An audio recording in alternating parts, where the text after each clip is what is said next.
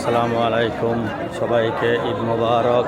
Italy Palermo থেকে দীর্ঘ 1.5 বছর পরে আজকে দ্বিতীয় কুরবানিদের জামাত পড়লাম বড় একটা মাঠের মধ্যে। এখন আজকে বুঝলাম যে ইতালিতেও ঈদ আছে, কিন্তু আসলে আমরা ঈদ বুঝতে পারি না, কারণ হচ্ছে ওই পর্যায়ে আমরা পৌঁছাইতে পারি না। আর আমরা ইতালিয়ানদেরকে যেখানে কাজ করে আসলে সবাই বুঝাইতে পারে না, তার কারণে ছুটি পায় না। যেমন আমরা বুঝাইতে পারছি তাই ছুটি পাইছি। আইসে এই যে বড় একটা মাঠের মধ্যে নামাজ পড়তে আইছি, এখানে না আসলে বোঝা যাইতো না যে ইতালিতেও এরকম বড় কমিটি আছে।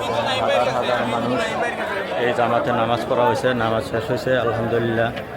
সবাই দোয়া করবেন। এবার যারা যেখান থেকে ভিডিওটা দেখছেন লাইক শেয়ার দিয়ে সঙ্গে থাকবেন।